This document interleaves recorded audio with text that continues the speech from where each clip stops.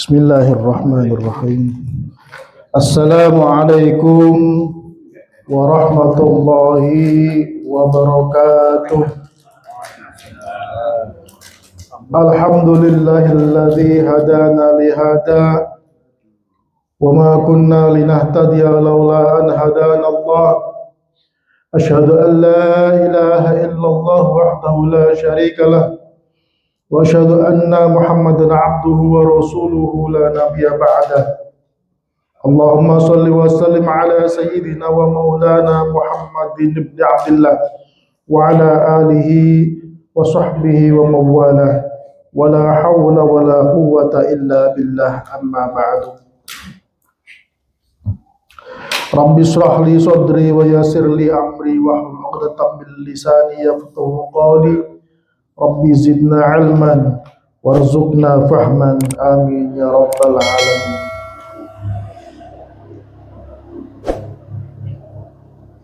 Hadratil muhtaramin, para alim, para yai, para sepuh lan bini sepuh ingkang kawula mulyakaken, para rawuh, bapak-bapak, anggota jamiah Yasin lan Tahlil, padang ati ingkang kawula hormati. Alhamdulillah kula panjenengan sami tesih diparingi kesehatan zahiran wa batinan, sehingga pada kesempatan malam ini masih bisa berkumpul, masih bisa bermuajahah, masih bisa menjalankan rutinitas membaca Yasin dan Tahlil setiap malam Jumat kedua. Sekaligus dilanjutkan dengan taklim mengkaji kitab fikih. Para rawuh bapak-bapak ingkang kawula hormati, mudah-mudahan rawuhipun kula panjenengan sami anggene ngaos lan dzikir senantiasa diniatkan dengan niat yang tulus lillahi ta'ala, mencari ilmu lillahi ta'ala, berzikir kepada Allah lillahi ta'ala, mendoakan leluhur-leluhur kita, mendoakan keluarga kita agar senantiasa tindak lampah kula panjenengan sami senantiasa diridhoi Allah Subhanahu wa taala. Amin amin ya rabbal alamin. Bapak-bapak ingkang kawula hormati, melanjutkan kajian kitab fikih untuk malam hari ini. Kita masih melanjutkan terkait dengan bab-baban najis. Kemarin kita sudah mengawali pembagian najis. Yang pertama, pertemuan kemarin kita sudah mengawalinya dengan najis mughalladhah. Pembagian najis itu ada berapa? Ada berapa, Pak? Ada tiga. Najis mughalladhah, najis mukhaffafah, yang ketiga mutawasithah. Nah, kemarin kita sudah membahas rinciannya najis mughalladhah. Kenapa sih kita kok masih membahas masalah hal-hal yang terkait dengan toharoh, dengan sesuci? Najis itu bagian dari sesuci. Karena memang ini sebelum melangkah pada pembahasan atau bab sholat, yang mana bab sholat ini menjadi pembahasan inti di dalam ibadah mahdoh. Sebelum itu harus tahu dulu syarat-syarat di dalam menjalankan sholat. Kita sudah membahas terkait dengan menggunakan air yang suci digunakan untuk menghilangkan hadas dengan cara berwudu. Nah, sekarang kita pembahasannya menggunakan air suci untuk menghilangkan najis. Itu bagian dari syaratnya sholat. Barakallahu. Setelah kita kemarin sudah membahas tentang rinciannya najis mughalladzah itu seperti apa, najis mughalladzah itu hanya berlaku untuk najisnya anjing dan najisnya babi dan anak turunannya atau turunan-turunan yang terkait dengan kedua hewan tersebut, meskipun tidak berupa turunan sebagai anak normal. Kalau dia bagian dari turunan dua hewan tersebut, tetap dihukumi najis mughalladzah. Misalkan babi dikawin sama kambing, nah, anaknya yang keluar dari babi ini dihukumi najis. Pun kalau misalkan yang dikawin itu kambing perempuan, anak yang keluar dari kambing perempuan itu karena spermanya dari babi, maka dihukumi najis. Semua turunan yang dari dua hewan tersebut dihukumi najis mughalladzah. Kemarin sudah membahas juga rincian terkait dengan tata caranya menghilangkan najis mughalladzah sesuai dengan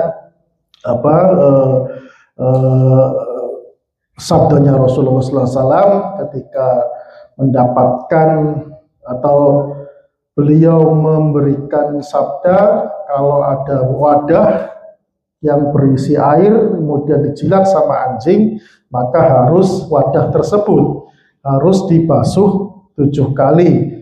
1 kalinya itu dicampur dengan tanah. Tata caranya kemarin kita juga sudah membahasnya. Ada 3 cara di dalam membasuh 7 basuhan itu dalam najis mughalladzah.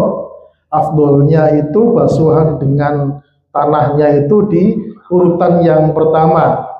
Afdolnya juga dicampur menjadi satu air dan tanahnya itu sehingga menjadi keruh, butek gitu ya. Kemudian dibasuhkan kepada tempat yang terkena najis, entah itu anggota badan, entah itu wadah, entah itu lantai, dan semua yang ingin disucikan.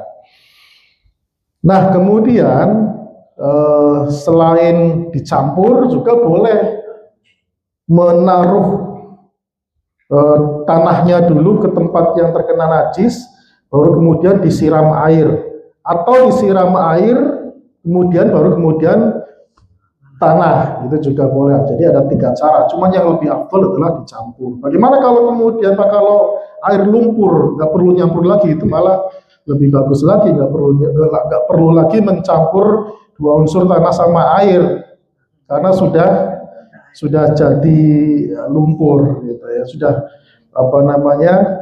ada yang sudah jadi air dan tanah menjadi satu, yaitu lumpur. Nah, sekarang kita melanjutkan ke najis yang kedua.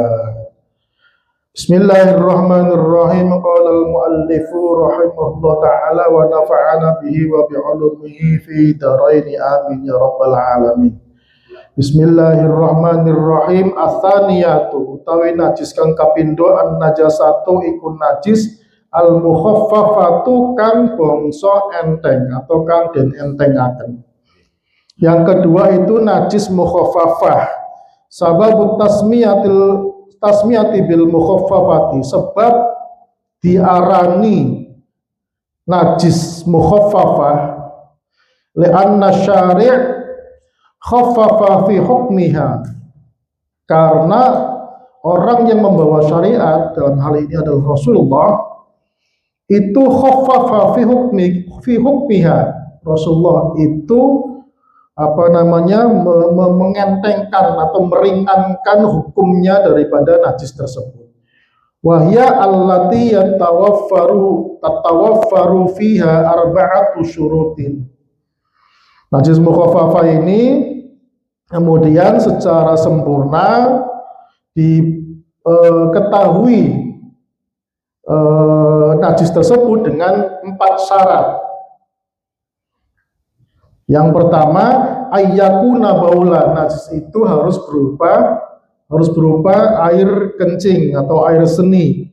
Air seninya siapa? Yang kedua, syarat yang kedua, ayyakuna min sobiyin. Air kencingnya atau pipisnya anak kecil atau bayi. Anak kecil atau bayi yang seperti apa? Syarat ketiga, Allah yablugha sobiyu haulaini aw sanataini. Anak kecil atau bayi yang maksimal usianya itu 2 haul atau 2 tahun. Sanataini 2 tahun. Jadi maksimal air pipisnya bayi yang usianya 2 tahun ya, itu sobi itu anak bayi laki-laki ya. Bukan anak perempuan. Bayi perempuan, kalau bayi perempuan namanya jariyah. Nah, sobi atau hulam itu air pipisnya yang maksimal berusia 4 tahun. Syarat yang keempat, yang bagaimana lagi? Allah yut'ama ghairul labani litaghaddi, yaitu yang tidak makan selain ASI untuk litaghaddi itu untuk kekuatan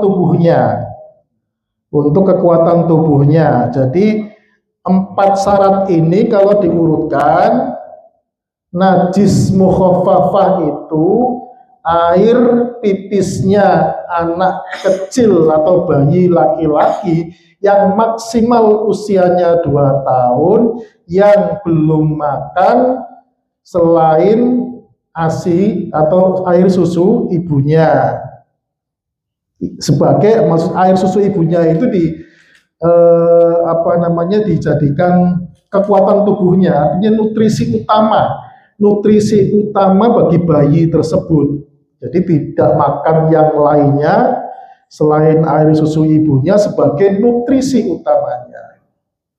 Tapi kan kalau sekarang itu anak 2 tahun pun nopo-nopo gitu. 2 tahun kan sudah lari-lari.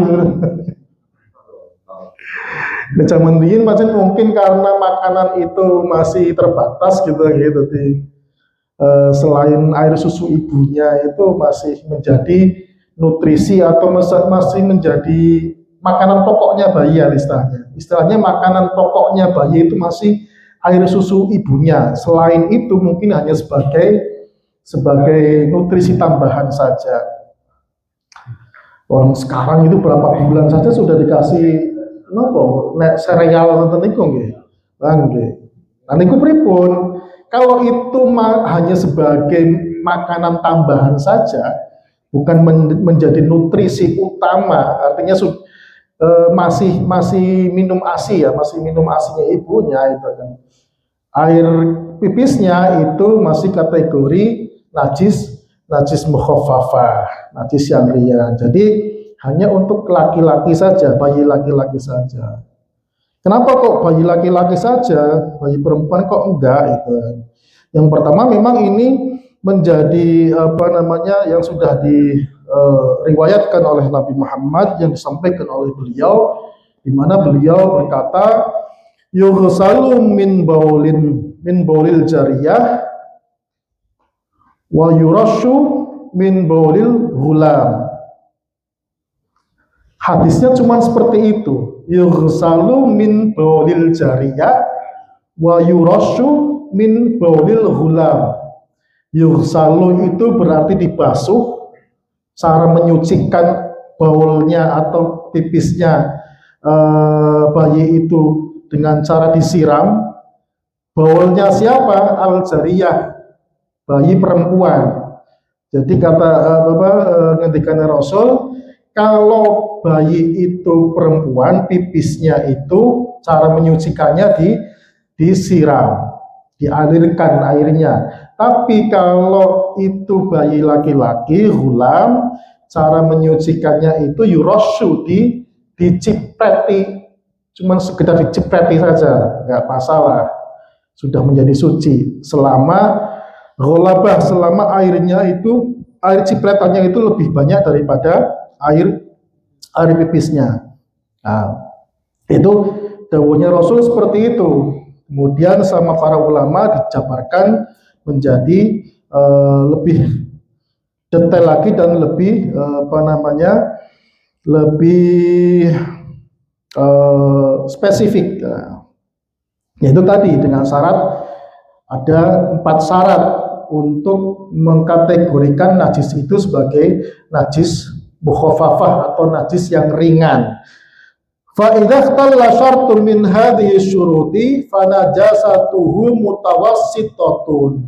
Maka kalau cacat atau kalau tidak sesuai dengan 4 syarat tersebut, untuk mengkategorikan najis itu adalah najis mukhafafah, kalau keluar dari 4 syarat itu, maka menjadi najis mutawassithah.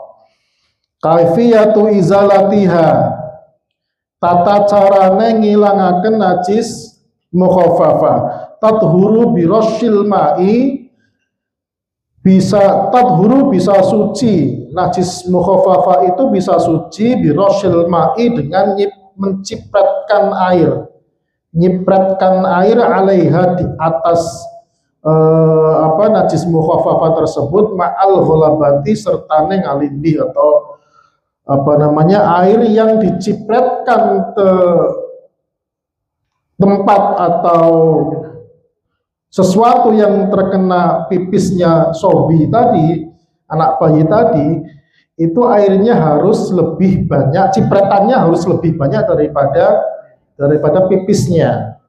Nah, ciprat, basah, selesai, itu sudah suci. Jenengan misalkan gendong wayah jenengan, misalkan cucunya jenengan digendong pipis, laki-laki, cucu laki-laki pipis, itu kan kurang dari 2 tahun. Nah, itu cukup bekas pipis di baju jenengan itu, misalkan ngecap agak lebar, dia cukup dicipratkan saja selebar atau seluas air pipis yang terkena di baju kita. Cukup diciprati air basah dengan air cipratan yang kita jadikan untuk untuk menyucikan najis tersebut, selesai, maka baju kita suci lagi.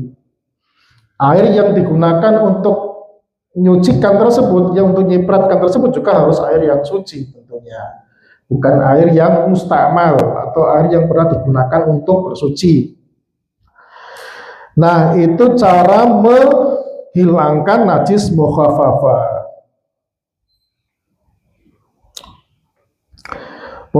Kemudian wa izalati ainiha wa awsafiha.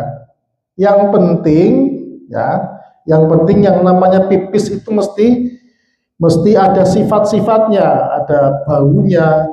Kalau warnanya mungkin kalau masih bayi, pipisnya masih bening gitu ya, jadi nggak ada bedanya dengan air biasa. Mungkin agak sedikit baunya, agak sedikit pesing, meskipun nggak pesing banget. Nah, sifat-sifatnya itu juga harus hilang. Harus hilang. Kalau sifat-sifatnya belum hilang, baunya belum hilang, terus rasanya itu ya, ta'munnya. Jangan nanti ngerasane pipis asin ya. Asin gitu. Nah, rasanya juga itu harus hilang. Dirasaknya misalkan dibil baju dibil kok terus asin, kurang gawean ditili pipis. Ya, tapi itu harus tapi sebatas, karena bagaimanapun yang namanya najis itu kan haram ya, tapi sebatas hanya untuk mendeteksi saja nggak masalah. Intinya izalatu ainiha, ainnya itu rupa atau yang bisa kelihatan mata, warnanya, kemudian Kalau rasa dirasakan ya baunya gitu. Itu sudah hilang, maka sudah menjadi suci. Cukup dicipratkan air saja. Itu untuk najis mukhaffafah, cukup sederhana untuk najis mukhaffafah. Kemudian yang ketiga, as-salisatu an-najasatul mutawassithah. Yang ketiga adalah najis mutawassithah. Najis mutawassithah itu najis pertengahan, sedingan lah antara najis mughalladah dan najis mukhaffafah. Najis mutawassithah itu yang seperti apa? Ya contohnya najis yang standar atau najis yang banyak ditemukan. Najisnya khamr itu najis mutawassithah. Najisnya darah itu najisnya mutawassithah. Najisnya bangkai itu najis mutawassithah. Najisnya haid, darah haid atau darah pada umumnya itu juga najis mutawassithah. Kemudian najisnya nanah juga najis mutawassithah, najisnya utah-utahan juga najis mutawassithah, dan semua najis yang tidak masuk kategori mughalladah dan mukhaffafah itu najis mutawassithah. Najisnya air pipis dan kotoran-kotoran manusia atau hewan itu juga najis mutawassithah. Wahya sairul najasati, yaitu sisa atau najis-najis selain dua najis yang sudah dibahas tadi. Sababut tasmiyati bil mutawassithah li'anna syari' tawassata fi hukmiha, sebab dinamakan najis mutawassithah karena asyari, orang yang membawa syariat, dalam hal ini adalah Rasulullah, itu tawassata fi hukmiha, gawe tengah-tengah atau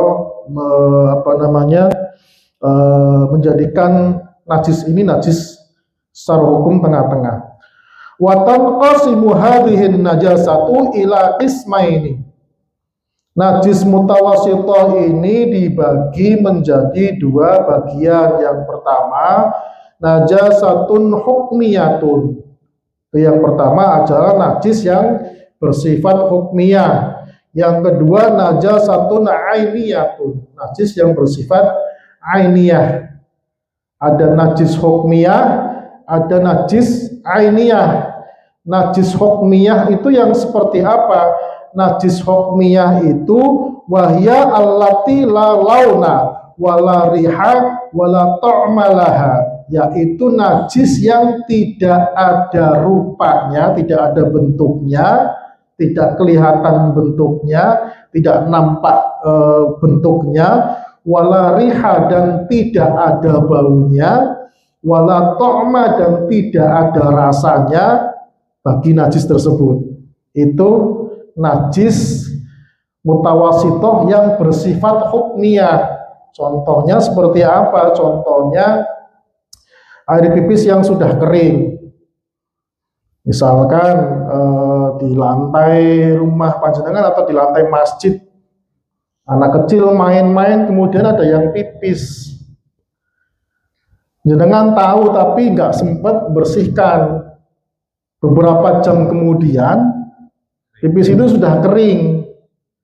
Bisa jadi karena pipisnya anak kecil, baunya ketika kering juga baunya ikut hilang. Warnanya juga sudah tidak nampak. Nek mau ngerasane yo purun dirasane. Nah, karena sudah tidak ada bentuknya dan sudah tidak ada warnanya, apalagi rasanya misalkan, baunya juga sudah tidak ada. Nah, ini tetap tempat lantai yang kena pipis itu tetap najis, tapi sifatnya hukmiyah. Sifatnya hukmiyah. Maka ketika panjenengan tahu di masjid misalkan terasnya ada pipis, bekas pipis yang sudah kering dan sudah tidak ada bekasnya, tapi tahu ini di sini pernah dipipisi anak kecil yang main-main di sini, panjenengan wajib membasuhnya tempat yang terkena najis itu. Nah, itu najis yang sifatnya hukmiyah. Artinya najis yang tidak nampak baunya, tidak nampak bentuknya, tidak tercium aromanya, dan tidak dirasakan rasanya. Nah, itu kemudian ada juga, makanya pentingnya di masjid seperti ini itu bagian tukang resik-resik itu harus ngerti hukum bebersih, itu akan bersuci, karena ini tempat untuk ibadah kan, sehingga kalau misalkan ngepel atau membersihkan itu tahu caranya bagaimana, justru tidak malah tercemar dengan najis. Kalau tidak tahu caranya bagaimana menghilangkan najis yang ada di lantai, entah itu kena kotoran cicak yang banyak, entah itu kena kotoran ayam yang masuk ke masjid, atau kotoran kucing dan sebagainya, itu kan kalau tidak tahu caranya mensucikannya, itu justru malah semakin tercemar dengan najis itu sendiri.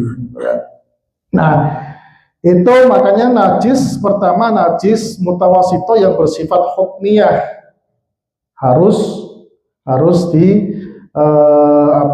diketahui, meskipun tidak ada bentuknya, meskipun tidak ada rupanya, meskipun tidak ada baunya atau rasanya, tetap tempat yang terkena najis itu tetap dihukumi najis. Misalkan ada kotoran ayam beberapa hari dibiarkan sampai kering. Biasanya kan nenteng lantai teras nih kan, kalau sudah kering terus kemudian itu melupas gitu. Kotoran ayam itu melupas, kesapu, hilang. Tapi tempatnya mahalnya yang kena kotoran ayam itu tetap najis.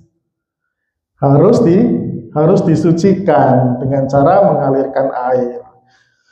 Nah, itu najis hukmiyah, Bon. Kemudian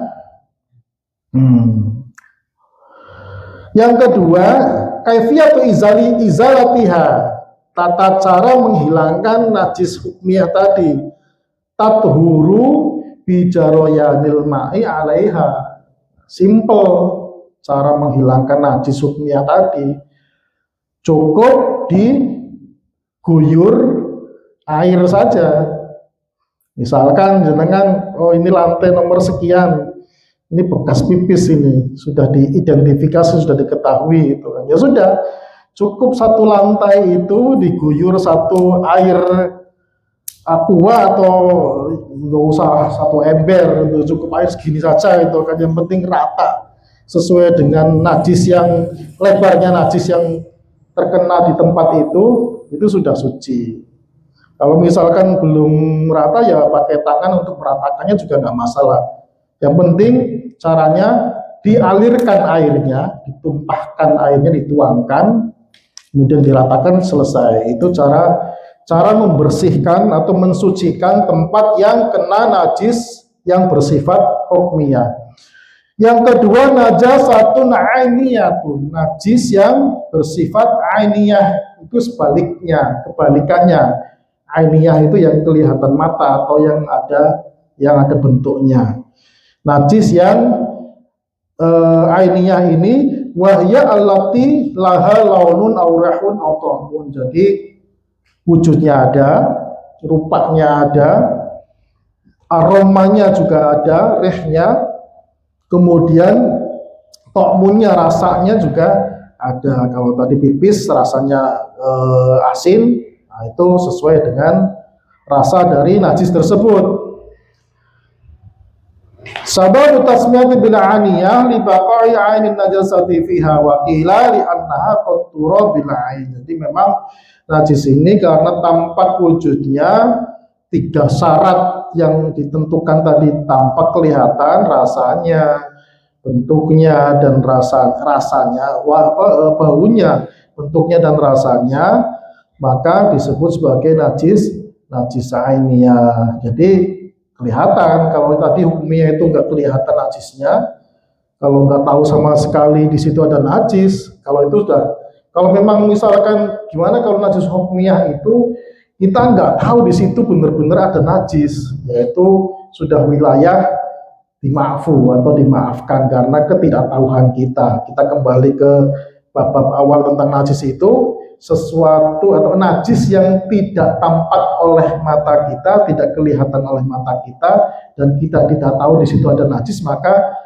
dimaafu. Sehingga kalau baju kita di belakang ada najisnya, kita tidak tahu dan tidak terlihat, digunakan untuk sholat, maka sholat kita tetap sah karena sifatnya dimaafu.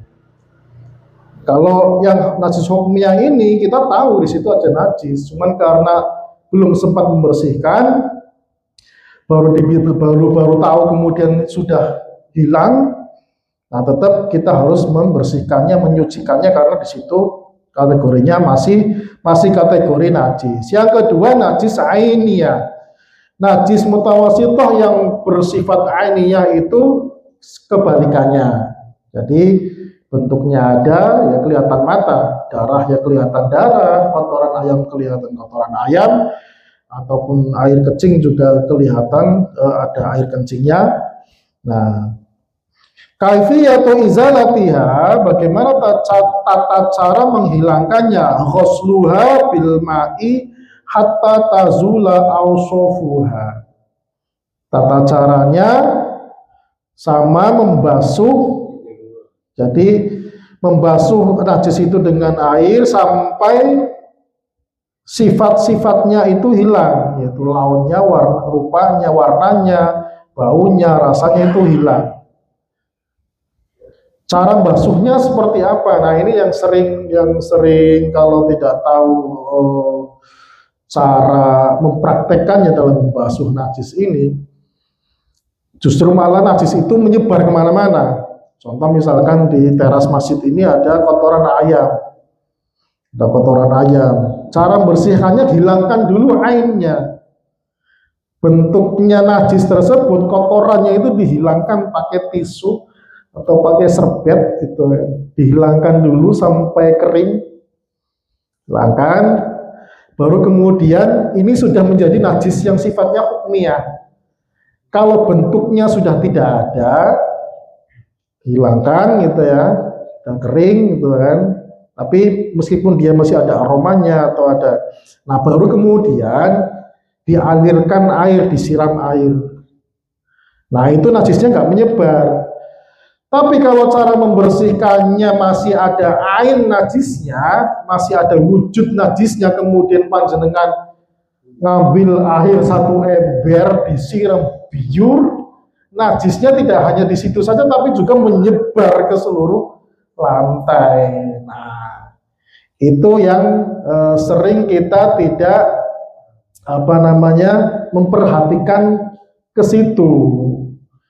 Pengennya, niatnya mau menghilangkan najis yang sedikit, kotoran ayam areanya, tapi karena caranya tidak tahu, dengan cara disiram sehingga najisnya justru air yang kesiram najis, air yang untuk menyiram najis itu justru menjadikan najis itu semakin melebar. Jadi air yang melebar itu membawa najis dari najis yang seharusnya sedikit itu dihilangkan. Nah, jadi caranya dihilangkan dulu ainnya, wujud najisnya. Kalau misalkan pipis, ya pipisnya dilap dulu sampai kering. Pipisnya anak perempuan, bayi perempuan misalkan, yang lagi main-main di teras masjid atau di rumah gitu kan, dilap dulu pipis itu sampai kering, baru kemudian cukup air satu gelas atau ada aqua, atau ya nggak usah satu gayung juga kebanyakan, cukup satu gelas aqua disiramkan sampai rata, kemudian dilap lagi, ya sudah selesai, itu sudah cuci.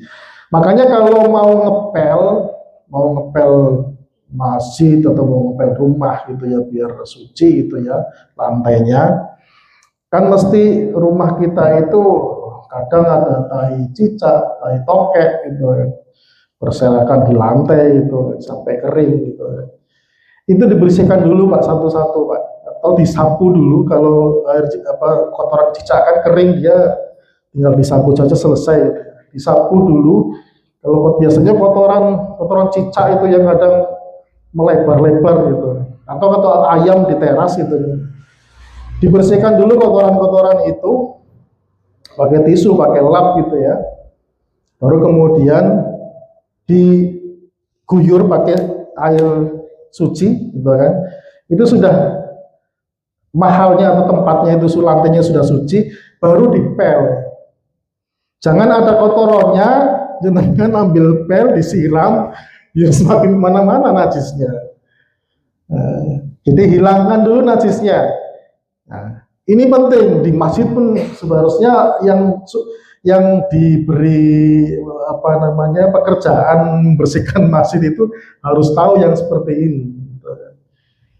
Jadi cari dulu kotoran yang nempel di lantai itu akan najis di lantai, bersihkan dulu, diguyur air, baru kemudian dipel.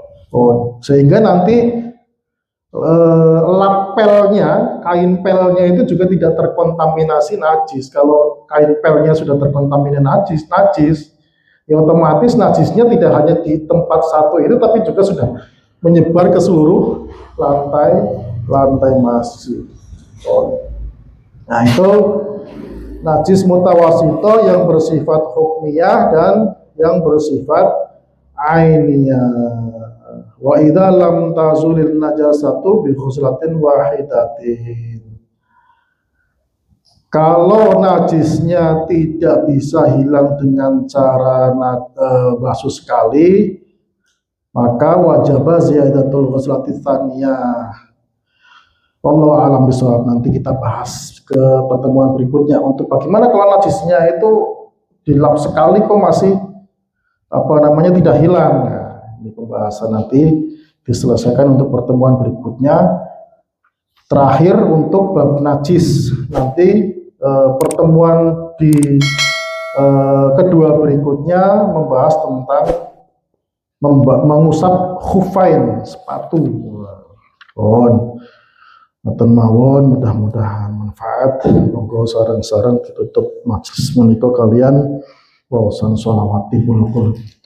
Allahumma sholli ala sayyidina Muhammadin tibbil qulubi wa dawaiha wa afiyati nabdani wa shifaiha wa nuril absari wa diyaiha wa ala alihi wa sahbihi wa sallim.